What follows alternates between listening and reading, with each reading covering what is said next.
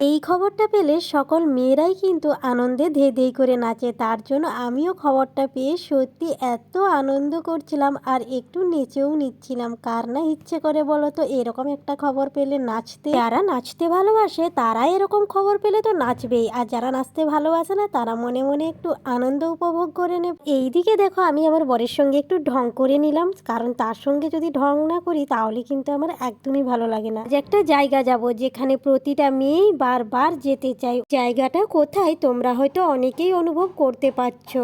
যাওয়ার আগে সুন্দরভাবে একটু সাজুগুজু করে নিলাম, আর আমার শাড়িটা পরতে হেল্প করলো তোমাদের দাদাভাই। সত্যি ও কিন্তু কোথাও গেলে শাড়িটা পরতে হেল্প করে, যেহেতু আমার শাশুড়ি মা বাড়িতে নেই তার জন্য সেই একটু হেল্প করে দিল, না হলে আমার শাশুড়ি মা হেল্প করে দেয়। আসল কথা আমার শাশুড়ি মা বললো তোমরা রেডি হও, আমার একটু কাজ আছে, আমি জমিনের দিক থেকে ঘুরে আসি। তার জন্যই অনেক সুন্দরভাবে সাজুগুজু করে নিচ্ছি। অনেকদিন পর যেহেতু সেই জায়গাটা যাব, একটু সাজুগুজু না করলে হয় বলো? আর যেহেতু সাজুগুজুটা আমি সিম্পলভাবেই করি, খুব একটা আইজিবিজি করি না। আসল কথা যে জায়গায় যেমন মানানসই আমি সেই জায়গায় তেমনভাবেই যেতে পছন্দ করি, কারণ বিয়ে বাড়িতে হ্যাঁ বিয়ে বাড়ি গেলে আমি একটু বেশি সাজুগুজু করি, আর এখানে যেহেতু সিম্পল সেজেই যাব, খুব একটা বেশি দূর নয়। আর আমি এদিকে দেখো আমার কালো চামড়াটাকে একটু ফর্সা করে নিচ্ছি ক্রিম লাগিয়ে, আর ক্রিমও শেষের মাথায় টিপাটিপি করে একটু বার করলাম। তার জন্যই দেখো একটু কম হয়ে যাচ্ছে, তার জন্য দেখি আবার কি করা যায়, আবার বার করছি আর একটু একটু করে লেপে নিচ্ছি। আচ্ছা তোমরা কে কে সাজুগুজু করতে ভালোবাসো অবশ্যই কিন্তু কমেন্ট বক্সে জানিও। আমি কিন্তু ভীষণ ভালোবাসি, আর যে জায়গায় যেমন সে জায়গায় তেমন ভাবেই আমি নিজেকে মানিয়ে নিতে পেরে যাই। আমার তো সাজুগুজু কমপ্লিট, আর এইদিকে দেখো আমার বর এত সাজুগুজু করছে, বাবারে বাবা,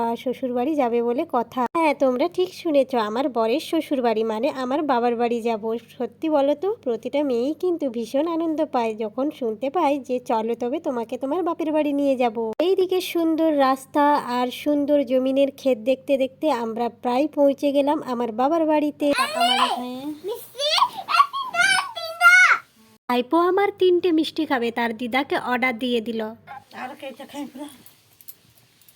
তাকে 3টের জায়গায় একটা দিয়েছে, বলছে আরেকটা দাও। বলছে একটা শেষ করো তারপরে আরেকটা দেবো, বাচ্চা তো যদি নষ্ট করে দেয়। আবার সে পড়াশোনা করছিল, তারপরেই তার মনে পড়লো পিসিমণি মিষ্টি এনেছে, তাই সে দেখো একবারে একটা গোটা মুখের ভেতরে ঢুকিয়ে দিয়েছে। তার খাওয়ার স্টাইলটা দেখো, বাচ্চারা তো এরকমই খায়। আসলে আমি তার সঙ্গে একটু মজা করছিলাম, বেটু আমি তোর মিষ্টিটা খেয়ে নেবো, তার জন্য কিন্তু সে একবারে মিষ্টিটা খেয়ে নিয়েছে।